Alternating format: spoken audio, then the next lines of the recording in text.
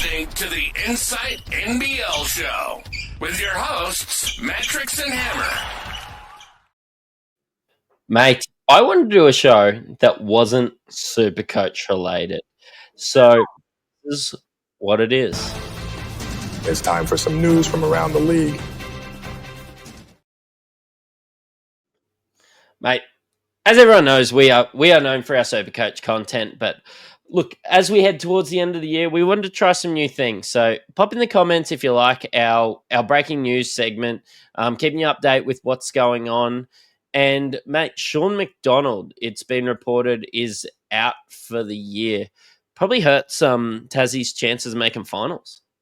Yeah, he's been great since he's been back. They went on that 8-game winning streak, although the schedule was weak, but he was instrumental in that. They look a lot better with him out there.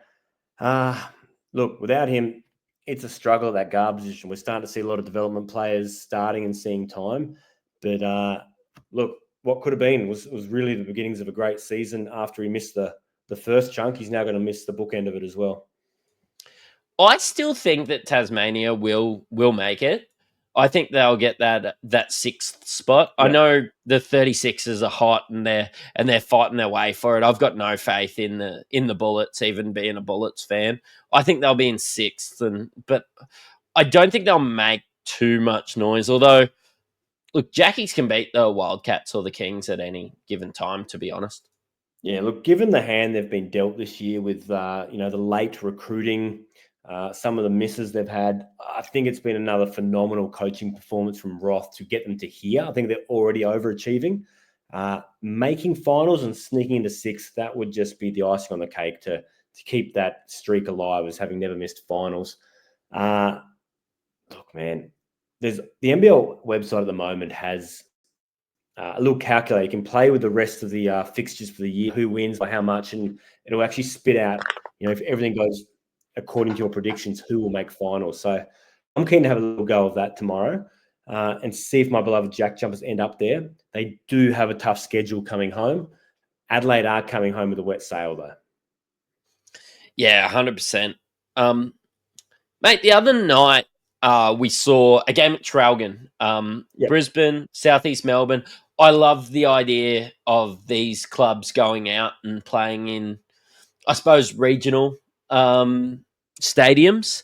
But apparently the humidity was right up there for Victoria. We call that a Tuesday up here in Queensland. But the humidity was pretty bad. The court was slippery. The coaches started to complain that they were worried about it for both Southeast Melbourne. I'm not pointing the finger being up here in Brisbane. Both coaches, Schuler and King, mentioned it. And mate, injuries ensued. It really just ripped apart what was a good season for both these teams. Could be catastrophic.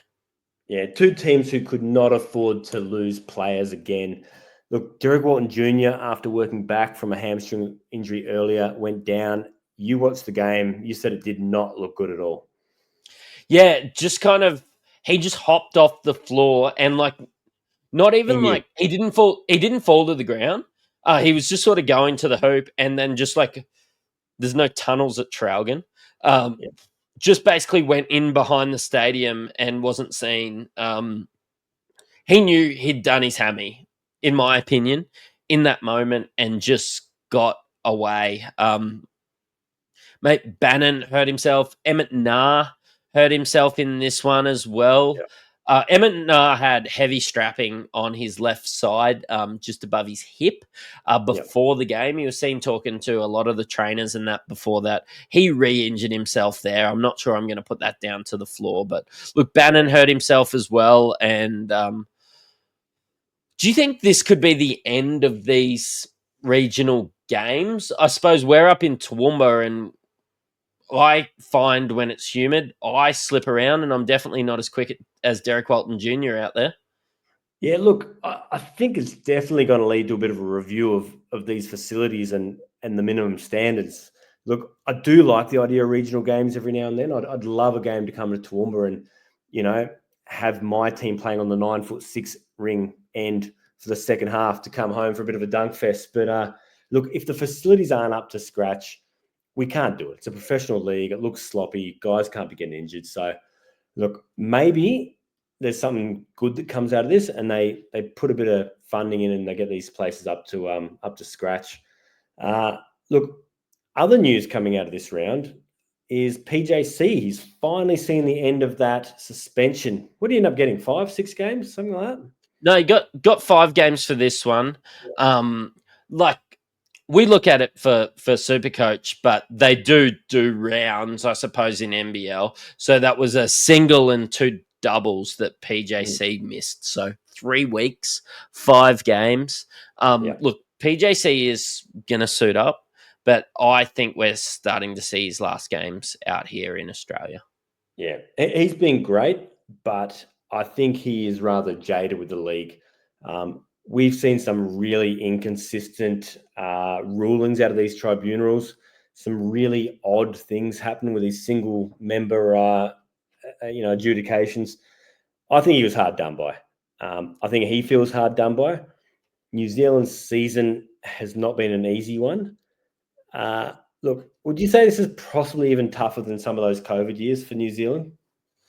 Yeah, I think so. They've just signed Taco for those couple years. I'm not sure that's like it puts bums on seats. The other day they were playing in Brisbane. We live an hour and a half away. I thought about going for a drive and going to watch this 7'6" monster. I just don't think it's conducive to winning basketball. They could be on a winner with Mooney if he wants to stay, but I think you've got to be a special kind of player to be okay to come out, get paid and lose every week. And I'm not sure any team in the comp pays enough for that. Yeah. You look at New Zealand this year, it is not what we saw the previous 2 years with Modi Mayor. Roster-wise and coaching-wise, like you look at some of the imports they've had over the last couple of years, Brantley, Derek Pardon, you look at this year's crop. Look, Freddie Gillespie, we've spoken at length this season. Hot, cold. He was coming good. Is he better than a Taco? Now you got a Taco. Look, it's not the same caliber, is it? No. Cream Lopez, Cream the Cream. He was good. I was pleasantly surprised with him this year. I wasn't really expecting too much from the Mexican there. But no, he was good. A lot better probably than. He's another one in a long line of New Zealand picking up these next stars. You look back at, to the inception, they've had RJ Hampton, they've had Hugo Besson, they've had Usman Jeng. Look, I'm sure there was another one in there. They've all played. They've all gotten better as the season goes on. And Kareem Lopez, he's a young cat, man. He's back next season. Yeah, I'm excited. I think that he is one that we could see get drafted. And he's just good. Like at his age, I think that's conducive to NBA basketball as well. Much like I think Malik Lewis. Yeah. If I'm not in an NBA front office, but if I was in an NBA front office, I would take Malik Lewis over Rocco Zukowski. Oh, 100%. Malik Lewis is a bit of a man-child. He's come out and he looks ready. Just touching back to Kareem Lopez, I'm really hoping for a couple of, down games for these last 3 rounds so we can get him in our bargain basement cash cows for next year because I think they've seen enough to say, look, young buck, the starting role is yours. We're going to build around it. Mate, just before we head on to the leaders of the Summer Shootout, just got to mention our boy Ryan at Astute Newstead. He's helping me out with my home loan, refinancing it at the moment. If your interest rates are above 6.2%, get in contact with Ryan. Let him know that we sent you across. Mate, just helps you out. Helps you out with your NBL Supercoach team. Loves to chat NBL. Mate, we've been spruiking it all year. I'm at a loss. I've been meaning to call him. So either call me, Ryan, or I'm going to get in touch this week. Mate, leaders of Summer Shootout, of course, the points are counted by whoever scores the highest score Now, Perth is leading that. They scored 105 versus Tassie. I kind of expected some of these summer shootout games to hit 120 and some higher heights. Didn't you? I did, and I thought this Perth game was going to get there. I think they had like 68 or something at halftime. They rested the Stars. Tassie junked it up, and we saw a lot of DPP, development player, DP action in the. We didn't do that. We saw some development players That was in the last quarter. control shift N. Yeah, fix that up. Look, 105, they got there. They're leading for the 100 grand, but there's a few games to play. It's not a high bar, is it? No, I think Brisbane playing Adelaide, whether they win or not, I think that they could score a lot of points. We've got some real firecrackers in that team. Casey Prather in elite form. Tyrell Harrison being a lot bigger than most players out there. Could just keep the ball rolling. If Cook or Cooks or somebody like that Cooks, Adelaide could be pretty good. And Illawarra versus Cairns. But when you see Perth put the Q in the rack against Tassie, I just wonder whether the summer shootout didn't work as much as they planned. Maybe teams just don't care about it. And Illawarra at this stage in the season when they're playing Cairns, I just don't think they're going to be caring about it too much either. No, look, it's 100 grand split between the players and the organisation. Perth did come out and say they're going to give the whole 100 to the players. Look, between 12 guys, look, 8 or so grand would be nice. When you're on Bryce Cotton making that per shot, I don't know how much of an incentive it is, but I think it's more the guys that aren't playing that will appreciate that. So, yeah, well, those are the guys who had the fourth quarter to do something about it, and they didn't. Look, that's because they're not that good. Probably coming out of that Perth game also. We've seen the league come out this week, and they've announced adjustments to the coaches' challenge rules. Now, this is very, very timely because there were some shocking interpretations, results from that Tassie Perth game. Yeah, look, you're a Tassie fan, so I'm just going to let you run, and I hope that you go on a rant with it.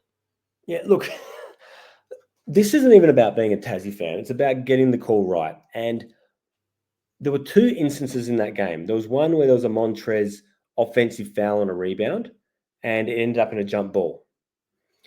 Now, look, they got the challenge right. What they're getting wrong is who gets the ball afterwards. So saying that no one was in possession, it was still an offensive foul. If you had called the foul straight away, it would have been Tassie ball. Because it's a challenge, they say no one was in possession, let's jump it. Hopefully they've fixed that. I haven't gone into the details of what they're fixing. The other one was later in the game. Kendrick Davis, don't know what he was thinking. You can't do this in this league. Tried to call a timeout as he's falling out of bounds. But they said he had, and the refs called a foul. Scott Ross challenged, no foul. But they said he was still in bounds, falling out at the time. So Perth ball. Why do we bother challenging? So this is, I think, where they need to get it right because, look, Tassie challenged that. They won. They got no result. Adelaide just got the ball anyway. You just saved a foul on a guy you didn't need to save it on. Yeah, I think this is a step in the right direction. I'm a bit surprised that the coaches haven't manipulated this earlier. I've often thought about it. I was like, well, and you see it sometimes late in games. They've got their coaches challenge. They just like challenge something so that they use it basically as a timeout, hoping and praying that sort of works out. But look, I think this is a step in the right direction for the league. Yeah, definitely. It will be an interesting one to talk about another time about the strategy with the coaches challenge because, look, some guys just blow them early on absolute nonsense. And look, Scott Roth, for one of them, and there's probably others. I've watched the Jackies games pretty closely. He is very conservative and keeps it in his back pocket until late in the game. So, interesting one there. Look, Sixth Man of the Year award. We're getting to the pointy end of the season, and the award talk is starting to heat up. Is Kawat Noy the favourite for Sixth Man? Is he having a season? Yeah, I think so. He's been good, like across the board. Yeah, like even Sixth Man, he could nearly be most improved, to be honest. He's having a season out down there in Sydney. And that was a bit of a statement game this week, where obviously scored his career high off the bench. But he was honestly, apart from Cooks, that just, I suppose, gets the ball so much. Noy was the second best player out there. They won when Jalen Adams got benched down there towards the stretch. Yeah. I don't know how much we want to talk about the fact that he was jogging back on D, not running back on D, and he just got benched. That's not good for your star player anyway, but at least they have guys like Kwat Noy that can just get the job done. Now, most teams, if you benched PJC for the second half the way that you did Adams, look, New Zealand are no chance of winning. You're just making a statement. But Sydney, at least Noy got the job done. Yeah, and you look at that six-man role and what you want from it, that's probably it, a microwave who's going to come in and just tick that scoreboard over. The guy's got no conscience. He's going to launch it. Similar to now Jordan Crawford coming off the bench in Tassie, that's probably a similar role there. So, look, probably two top candidates for six-man of the year. I think if Jordan... The worst thing is we've seen better years from Jordan Crawford, so it's hard to get excited for me for Jordan Crawford to do it. For me, this sixth man of the year was Jordan Crawford's to lose, and he's just done enough to lose it for me. Yeah, I think you're right. Mate, you've listened to an Insight Fantasy Sports podcast. This is our first podcast we've ever done that hasn't been centered around Supercoach. So let us know what you thought of it. If it's something that we should try and bring every week going forward. We're trying some new things, getting closer to the end of the year. We know a lot of our hardcore fans are just the one listening as a bit of interest drops off in the league and we head towards finals. But look, let us know what you think in the comments. Slide into our DMs. Thanks for listening. Cheerio. It was coming.